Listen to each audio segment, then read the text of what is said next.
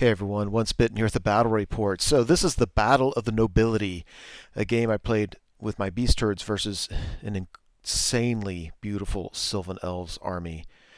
Just to, well, I'll leave you to judge the game for how good and wonky it is. But 2,500 points. The list will be in the description. If they're not there, that means I haven't received it yet from my opponent. I think he gave me a physical copy and I lost it, and I've asked him for it. And when he gets it to me, I will put it in the description. My list has been lost because I didn't have it saved in my computer, but I will put at least a close approximation in the description. So he's got a bunch of unit of Heath Riders, 2 units of 5, and then behind him is a unit of 10. Then a couple units of Blade Dancers. Behind him, a bunker unit of Sylvan Archers with a level 4 Spellcaster. There's a Tree Father, a unit of Dryads with a Matriarch, and then his unit of Wild Huntsmen with his General and his Battle Standard Bearer. I'm just going to give you some eye candy here. This army is a joy to behold. It is beautiful. So, yeah, anyway, the two characters are there. I'll talk about their builds a little bit later when it matters. Then a unit of Kestrel Knights. So I deployed first on the far right, Feral Hounds, a Chariot. I got a unit of Minotaurs, and I'm trying out here the Minotaur Warlord. So he's in the front rank left side. He's a Minotaur Warlord, so he's super killy. There's a unit of Gargoyles behind him. Trying out the Longhorns, and with them I have a Beastlord, a Battle Standard Bearer, and a level 2 Lord of Shadow. Path of Shadow. So Longhorns have they have Bodyguard, Beastlord. So as long as I can keep my general alive, this is really it's an anvil unit that's also a hammer. I mean, these guys are usually rerolling to hit. They have halberds or strength 5. It's kind of a combination anvil and hammer. And then I've got a Gortach and then a Chariot, and then on the far left another unit of Feral Hounds, and scouting up and left of this picture, I have some Mongrel Raiders. Now, in ambush, I have 2 units of 20 Wildhorns with full command and throwing weapons. So the idea behind this is, my real hard-hitting units, I've got the Minotaurs, of course. With the Minotaur Warlord, it's just overkill, but I like the idea of bringing him out of the unit, and so that I really have 2 hammer units right there. The Gortach certainly qualifies as a hammer, and like I said, the Longhorns are kind of a hammer and an anvil. So this is after vanguarding. I just kind of move the Feral Hounds around, and then I get to go first, and I just march all up in his business. Now, in hindsight, there's a couple things I don't like about this, but in hindsight, knowing that I have ambushers coming on, there was really no reason to walk up quite so fast. I think when I did it, and I made this mistake before playing against elves, is I forget how far-reaching they are. So in my mind, this was out of charge range of stuff, and what my opponent recognized was this isn't out of charge range at all. Matter of fact, the Wild Huntsman with his 2 characters are in very, very easy charge range of my general's unit. Now, had I known that, I'm not sure I would have done anything differently, because if there's anything in my army equipped to handle that and to tie them up for a while, that would be it. But it bothers me that I didn't know that I didn't think of it. I didn't notice how easy I was to be charged. And again, with ambushing units coming on, there was just no reason for it. So this on the left. So when I moved my Mongrel Raiders where they are, I eyeballed it and thought I was out of range of the Kestrel Knights. It was my opponent's turn. Turns out they weren't, so it was just me being sloppy. It's a non-tournament game, and I'm just kind of not being as particular as I need to be. Nothing of significance happened in my turn. We go to, in Magic I got a couple totems off, but it doesn't really matter. Go to Sylvan Elves turn 1, and looking at the movement that's happened here. There's just stuff everywhere. So start off over here. I knew I was in easy charge range of this unit, and I didn't care. I've got a Chariot set up to where if he reforms or if he pursues, I've got an easy charge into him with my Chariot. If he goes off the table, then I'm just going to leave my Chariot there to hit him when he comes back on the table, and I will have traded Feral Hounds and the use of a Chariot for this one unit. It takes a redirector off the table, and I felt it was worth it. This is, yeah, the big charge that came in. Both of us are looking at this saying, well, this is going to work or not. And if it works, it's game over for my opponent. If it doesn't work, I mean, if it's game over for me. If it doesn't work, it's probably game over for my opponent. I think he's going to kill a ton of Longhorns, but I don't think he's going to kill them all. And as long as he doesn't kill my Beastlord, who is not easy to kill, then I'm going to be steadfast. I'm going to be stubborn. I thought the Gortach on the left was positioned to be able to countercharge. If you look at it here, it looks like he is, but it really kind of depends on how many wounds I do back to him. Yeah, the Kestrel Knights were able to see my Mongrel Raiders. They charged. I could have fled, but truthfully, I thought that, they're going to win combat. They're not going to kill them all. I'm hoping that if he beats him, he overruns, and this is just another redirecting unit that I get away from the main combat. So I was actually okay with the Mongrels getting charged. And that's what happened. He ended up getting all the points, but he's far enough away that it buys me some time. Yeah, these guys killed the Feral Hounds. They overran, couldn't get off the table, so now it was actually an awful roll for my opponent, because now my Chariot gets an easy flank charge into them. If they flee, they're off the table, and if they don't flee, I'm almost certainly going to just destroy them. This one had both of us nervous. He came in and just wrecked phase. I mean, that unit starts off with Longhorns, 28 Longhorns, and I'm down to, what, 7, 8, 9, 10? So he killed 18, and they put a wound on my Battle Standard Bearer. Now, a problem here is that his Battle Standard Bearer has the sword that for every character in the unit that all of my characters, he gets +1 attack and +1 strength. So he's at, what is that? 6 attacks, strength, I think 7, with +1 to hit. I mean, this guy is he's just wrecking through stuff. I'm actually really lucky that my Battle Standard Bearer only took 1 wound. I think he was picking on him a little bit. After he killed a bunch of my stuff, you notice my Beastlord's still alive. I had enough attacks left that even with just that, we just killed the unit. So the nice thing is that unit's off the table. The bad side is that now I can't countercharge with my Gortach or anything because I've removed models from his line of sight. But that's okay. I'm not sure that would have been the best plan anyway. We go to Beast Herd's turn 2. I decide that the General, the Battle Standard Bearer, my Spellcaster, and the Longhorns need to be able to deal with 2 characters. I called this before the Battle of the Nobility, because now we're just in these epic challenges between characters, and then characters left out of challenges going against units, and it is certainly very epic. So let's see if you can see my ambushing Wildhorns arrived. That was nice. On the left, my Gortach charges Treefather. I think I'm going to win that eventually. I don't think I can do it in 1 turn, but I think I can do it in 2, which would be perfect. Because then that means I would win combat on my opponent's turn. I could reform and get a free charge on my turn.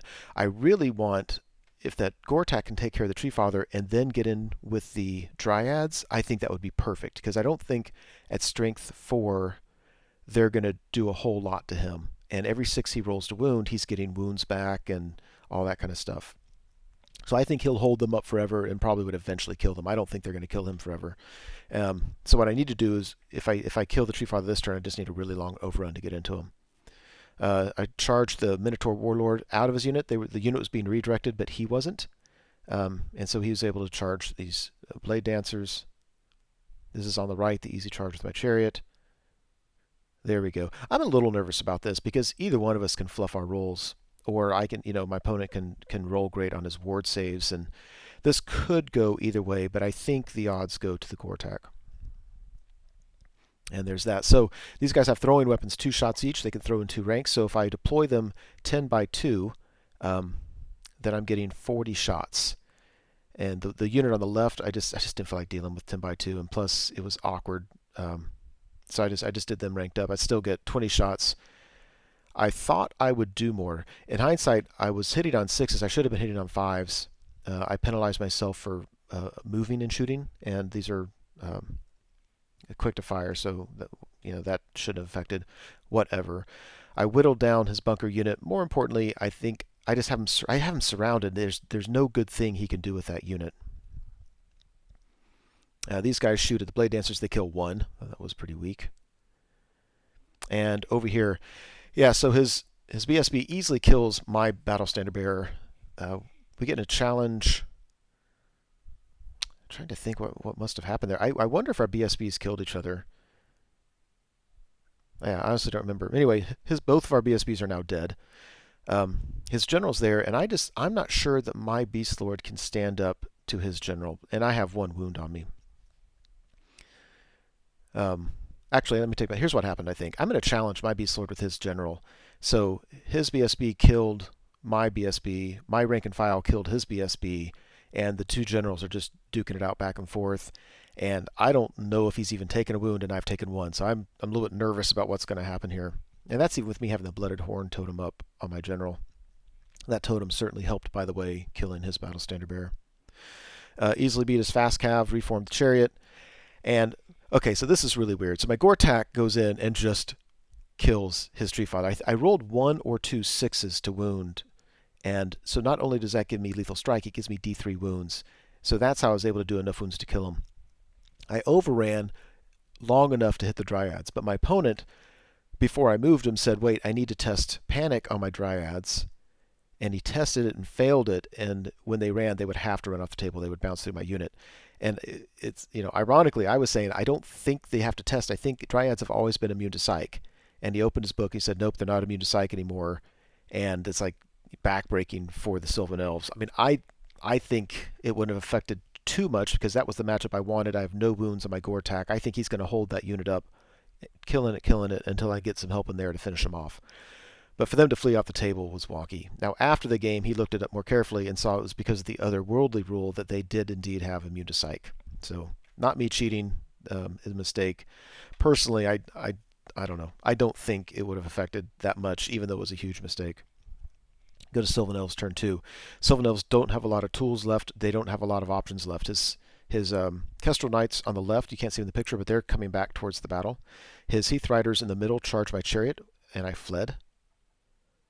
And these guys were all the way back on the hill. And not only were they on the hill, their back rank was pretty much touching my unit that was ambushing Wildhorns that were 10 by 2. They made a long ball charge all the way up into this Chariot. So I didn't flee because I thought the odds were low he would make it, and he made it. In hindsight, I wish I would have fled. His bunker unit charged by Minotaur Warlord, which is a huge, I don't want to say it's a mistake. It's a horrible thing to do, but what else is that unit going to do? Unless he had a magical move that he could pick them up and take them to safety, they were about to get wrecked. I mean, my Warlord can probably charge him. If not, my ambushing unit can definitely charge him. There's nothing good for them to do. So he's just kind of going for broke, hoping for a good magic phase, hoping for something. But that unit's just kind of stuck. This unit of fast cav charged my Chariot, and I fled. And after combat, yeah, my Beastlord just couldn't stand up. I'm actually not liking the build on my Beastlord anymore, but I'm going to stick with it because I submitted my list for a tournament, and it's not this exact list, but at the time of this recording, that's just the build I'm stuck with. Not loving it anymore. So I guess I can get in a challenge with my Spellcaster next time and just hope they hold up. Minotaur Warlord wrecks face on his unit and chases him off the board. The Blade Dancers kill a bunch of that unit on the top left, but I had enough attacks just to kill the Blade Dancers. And the Heath Riders that charged the Chariot killed it and then just reformed where you see them here. So we go to Beastlord's turn 3. And I made another dumb mistake. I mean, the game's going my way, but it's not because I'm playing brilliantly. It's just things are just going my way. So I take the unit of Feral Hounds in the middle, and I move them up to redirect, or kind of, I don't know, kind of mess with this fast cav. What else are they going to do? The Gargoyles, which were right in front of his fast cav, of his unit of Heath Riders on the right, I took them all the way back on the hill so they couldn't get charged. And I don't know why. I mean, his unit is now poised to charge the flank of my Longhorn unit, which would be devastating. And I wasn't thinking about it at all. So I should have used the Gargoyles to redirect them, and it really makes me mad that I didn't see that. So, yeah, moving things around, trying to surround his general. His general's just killing. He's just standing there epically, just killing everything I throw at him. And I'm trying to surround him, saying, you know what, bring it. Something's got to kill you. After combat, he kills my Spellcaster. I'm no longer stubborn, but we have enough to stick around. We go to Sylvan Elves turn 3. His Kestrel Knights are finally back in the action. They charge a Chariot. I didn't flee because I wasn't that far away. I thought he would have caught me. Yeah, he charged his Seath Riders into the flank of my Longhorns. They killed them all. I'm just so mad at myself because I could have hung around and then charged in with my Warlord and gotten a challenge. And my Minotaur Warlord, I think, has a pretty good chance of handling this Elven Lord. And I guess we're going to see, because after combat, there was just like one Longhorn left. He broke. He had to run away from the Heath Riders, and so it took him into the Minotaur Warlord. So the Elven Prince got his charge, and then these other guys, I think they just reformed. Beastlord's turn 4. So, yeah, if you look on the left, the Kestrel Knights had charged my Chariot, only did a wound, and we all stuck, so I thought it was kind of nice. I brought the... I figured that the Gortach didn't have a whole lot else to contribute, so he is where he is, hoping that my Chariot can just stick around, and then he can countercharge and help out there. Yeah, so the Gargoyles that I should have sacrificed to redirect charged the rear of this unit. And yeah, already his Elven Prince charged my Minotaurs. My Minotaurs charged his Fast Cav. I don't know why he took it, but he took it, and I'm just gonna kill them and overrun into the rear of his general. I think we played that wrong. I don't think it ended up mattering. I did that because I wanted to get impact hits on him. But since the game, I've learned that impact hits happen at initiative 10, and if we get in a challenge between my Minotaur Warlord and his Prince, impact hits can't hurt his Prince because we're in a challenge. So I think their impact hits didn't end up wounding him, though. I hope so. After combat, yeah, his guys strike first, and they kill 3 of the Gargoyles, and so I wasn't able to do much to him, but we all stick around. And after combat, yeah, I did a wound to his Elven Prince. He did 2 to my Minotaur Warlords. He's killed my Beastlord in this epic duel, and then he gets in challenge with my Minotaur Warlord, and he came out on top. But I had a lot of static combat res. The Minotaurs in the flank provided, they counteracted his charge. So we both had a charge, but I had a banner and a rank and a charge and all that. So anyway, we broke him from combat and couldn't catch him, so it looks like that. But luckily, he can rally, and that's all he can do. So we go to Sylvan Elves turn 4. Overall, it looks like that. Kestrel Knights were able to kill the Chariot, kind of a bummer. These guys killed the Gargoyles, kind of a bummer. And we go to Beastlord's turn 5. So Gortach charges his Kestrel Knights. They flee.